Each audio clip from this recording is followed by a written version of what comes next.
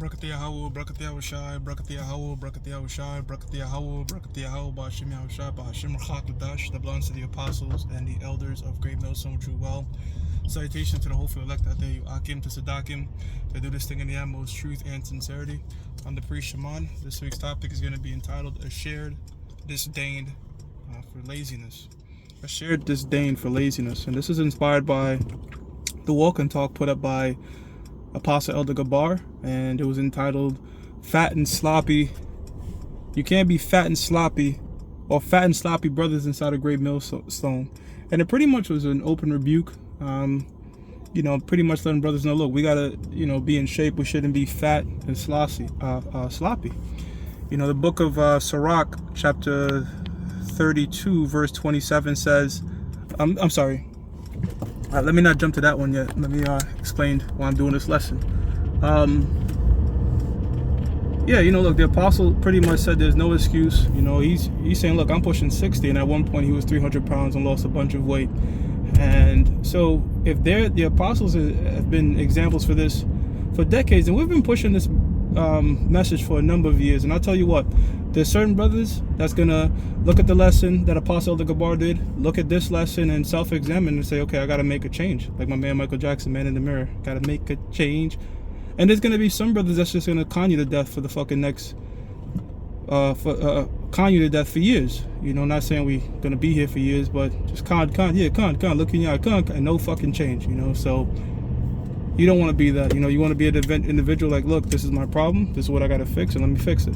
And what inspired this lesson towards the tail end of Apostle Elder Gabar's lesson, he spoke about his father. And he said, his father was a very hardworking individual, and I can relate to that. My father, same. I've seen this man work 6 to 6 for years and never called out. That's one thing he's known for. He don't call out. And I picked up that same spirit. I don't call out. I've been the same way in school, my attendance, football, camp, job, I don't fucking call out unless, the Most High put some reason for me not to be able to do, but I don't do it, And as he was mentioning, it's a West Indian thing. It's very much a Caribbean thing to be hardworking and be very competitive. And one thing he said is, he said my father fucking hates laziness. And it's true. If you're not coming up with a solution to your problems, it's sheer laziness, and then I'm glad the apostle mentioned it. You can't be using the scriptures to cope. You can't use the scriptures to justify mediocrity. What I mean, like, oh, we're under the curses, that's why I'm fucking fat and obese. That's bullshit, brother. You know what I'm saying? We're in a time and age now where all this information is readily available. You don't need a personal trainer. You can look up the information yourself. Pray to the Lord for discipline to make these changes. And this is not, it doesn't just stop at overweight problems, any problem. You know what I'm saying? Every problem you have to pray for wisdom for solutions. If you are overweight, either you have to burn more calories or eat less. Very simple. I'm not saying it's easy, but it's very simple. Now, are you going to be proactive in changing that? If you are constantly financially in a jam, constantly uptight, there's either two ways to get out of that situation. Either you're going to have to spend less or earn more. And there's several different ways to earn more. You could look for a job that pays more. You could look for promotion within your job. You could take on a second job. Those are solutions. But guess what? If you're being lazy, you'll know the solutions and not be proactive to do it. And I'm not coming from a hypocritical standpoint, brother. Like, right now, I just got out the gym on my way to the second job that I picked up doing a lesson. So being proactive with your time. We speak about being warriors and these sorts of things in the kingdom. Being a ruler includes being a manager of your time, manager of your discipline, these sorts of things, Now, the book of Ecclesiasticus, chapter 32, verse 27 says, send him to labor that he be not idle. Right. So the scriptures also, when you go into it, there's many different scriptures that share a disdain for laziness. You should not be fucking idle. I mentioned that I picked up a second job. Why? Because I needed more income, man. You know what I'm saying? I needed more income. I got rent. I got a car note. I got a family to take care of. What I'm about to do is just throw that on the brothers? Fuck no. Come up with a solution and be proactive, you see? And when you work, it takes that bullshit off your mind. It takes things off your mind. You're just working. See, this generation, they're very fucking lazy, man. I mean, I jumped on this job Got these people just coming in, man. I can't wait to get out at 5. Oh man, these hours we should be home with our family. So I asked the guy, I was like, why don't you just change your shift? Niggas just don't want to work. Like, this generation does not want to work. But you know what that creates? Opportunity. You know, opportunity. You know, fuck it. If they don't want to work, I'll work. And, you know, faith without works is dead. So I needed more income, so peep this. I had to apply to over 250 places before I found out the one that fit just right, where I could still teach, where I could still go to the gym, where I could still maintain my career, all these sorts of things. So we have to be proactive to come up with solutions for our problems. If you have the same problem for a number of years, whether that be obese, whether it be a financial situation, whether it be a drinker problem, whether it be a health problem, then you have to really look in the mirror. You know what I'm saying? My wife got this friend, the dude called Gout and shit. She was like, I feel bad for him. I'm like, why? This nigga was constantly drinking and partying and destroying his body. Now he's looking for a cure. Prevention is better than cure. You know what I'm saying? So it's these sorts of things we have to be proactive to not have these self-inflicted wounds, you know? It says, send him to labor that he be not idle, for idleness teacheth much evil. Right, just sitting at home, twiddling your thumbs, you know, sitting on your ass, eating a burger. The Lord is not with that shit, man. The Most High, just like the title of the lesson, the Most High has a disdain for that type of spirit, you know? Overindulging in shit, you know? Let me get this scripture, Book of Sirach. I believe it's 31 and 20. Yeah, it's 31 and 20. So this is the Book of Sirach, chapter 31, verse 20, because it goes right in line with what the Apostle Elder Gabar is saying and the title of this video. Sirach 31 and 20 says, sound sleep coming from moderate eating. Right, so you get a good night rest when you eat moderately, you know, when you eat moderately. And I love that the Apostle Gabar mentioned his age, because guys will give you all types of fucking excuses. Man, I'm too this, I'm too that, that's excuse after excuse. And it's just really lazy. I need motivation. Discipline is better than motivation is a fluctuating feeling. You know, you should be praying for discipline. I popped open my schedule. I said, look, if I don't go to the gym today, then I won't be able to go until shit, damn near Thursday or Friday. No, I gotta go today, make the sacrifice, manage my time, boom, boom, boom, get it done. You know what I'm saying? It says sound sleep coming from moderate eating. So we shouldn't be gluttonous. We shouldn't be overindulgent. You know the nature of this food. You know, we have the wisdom to know the nature of the food is empty calories, right? So it's pretty much food deprived of nutrients, because when you're hungry, you're craving nutrients. These foods are deprived of it, so you constantly keep eating. So with that in mind, you know what not to eat. You know, and the way shit is, and if you up on game, you'll find out that a lot of these healthy stores are cheaper than the shit that they're giving to Jake. Why? Because one, they want the food to destroy Jake, and secondly, they bump the price out because they know a lot of Jake is on these different WIC programs and shit that could afford it. So, you know that's a snare, so deviate from that. You know? The so-called white man don't got a gun to your head telling you to eat a fucking Twinkie. It says, now this is the book of, Sirach 31 and 20. It says, sound sleep coming from moderate eating. He riseth early. He riseth early. So you're not supposed to be turning in your bed until 12, 1 o'clock and shit, still not up. Man, I got a family member like that. I'm like, I noticed that since he was a kid. I'm like, this motherfucker sleep long, bro. I'm like, yo, he sleep long. Guess what? Dude is just still in his 40s, man. About to hit his 40s. Still don't live on his own. So that shit, there's certain habits you just don't want to fucking have, man. All right, because you might think it's just a little shit, but it'll have long-term effects on your ass. Scripture speaking about having sound sleep, eating moderately, rising up early, getting shit done, not being idle. It says, sound sleep coming from moderate eating, he riseth up early, and his wits are with him. Yep, you ready to go. But the pain of watching and choler and pangs of the belly are with an unsatiable man, right? A man that can't be filled. He's just constantly eating every minute. Hey, well, we had the shit demon. Asher Rakar. That dude, yo, bro, you know how you offer somebody something? You could offer that dude some shit till infinity, man. He's just gonna keep eating. It was fat and sloppy. You know what I'm saying? So, if the apostle did that lesson, it's the spirit of the Lord. The Most High want that to go out, you know? And he shot the shit straight. he said, Apostle Elder Tahar said, if he catch you drinking soda, he's not kicking your ass.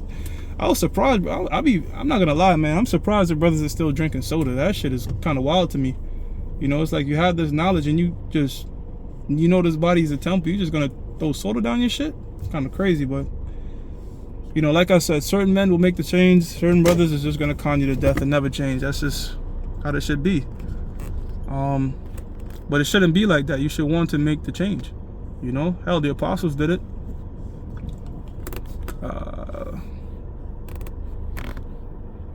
I remember years ago, Bishop Ayatun, he told me back, you know, when they thought the world was going to be destroyed in the year 2000, they was eating whatever, because they was like, oh, fuck it, you know, the world's going to be destroyed. And when it didn't happen, they're like, holy shit, we got to get our shit together, you know. So that happened, so we don't have to make that mistake. You know, we don't have to be like, well, America is going to be destroyed, so let me eat whatever. Nah, man, short-sighted decisions can have long-term effects, okay? And then, like I said, this lesson is encompassing a bunch of different things, whether it be an overindulgence in food, poor management of finances, which happens to all of us, or, you know, poor healthy habits, all these different things that we need to work on. We have to work on it. We have to come up with the solutions to work on it. We can't just be gun, and not doing shit. Proverbs 6:6. Go to the ant, thou sluggard. Consider her ways and be wise. We know an ant is very laborious. You know what I'm saying? That's the nature of ant. They just do shit. They just working. You never see no lazy ant. You never seen an idle ant. They're always doing something productive for the colony. It says, which having no guide, overseer, or ruler, provideth her meat in the summer, and gathereth her food in the harvest. How long wilt thou sleep, O sluggard? It's 2 o'clock, guys, still not up. Still just sleeping. When wilt thou arise out of thy sleep? Yet a little sleep, a little slumber, a little folding of the hands to sleep, so shall thy poverty come. Right. If you're just sleeping all day, how are you going to get income? You know, you should be waking up grinding. A little slumber, a little folding of the hands to sleep, so shall thy poverty come as one that travaileth, and thy want as an armed man. You see, so that shit is nothing productive. Being lazy leads to nothing productive. You know, one, you're just sitting with your mind being idle and negative thoughts, nothing productive is being done. And whatever problem you're dealing with in this world, you're not coming up with a solution for it or being proactive to fix it. You know, I get that you're going through hell. We all are. Now, what's the solution, brother? What do we have to, you know, better the situation? Scriptures tell us that faith without works is dead. So you pray for wisdom to get out the situation, but we have to actively be doing shit to try to get out of it. You know what I'm saying? Apostle Elder Gabal dropped that lesson. I loved it, man. I was like, man, that's awesome. And it's not the first. It's many times the apostles and elders have been pushing this, man. You're in Great Millstone, you can't be fat and sloppy. You know what I'm saying? Straight. Why? There really is no reason, because it's a choice at that point. In this stage of time, it's a choice, literally. You know what I'm saying? And what I like is the apostle proved you don't have to be in the gym to exercise. The man went from 300 pounds down to whatever he is now, walking. Proverbs 10:4. He becometh poor that dealeth with a slack hand. All right, man. You know, if you slack, you're gonna be broke. But the hand of the diligent maketh rich. You see, hand of the diligent maketh rich. And this is also this. Yes, you could apply this to monetary shit, but even with the truth, you know what I'm saying? The scriptures tell you, he that sow little shall reap. He that sows sparingly shall reap sparingly. You know, you should be a man that's constantly proactively pushing the word and teaching the word of the Lord.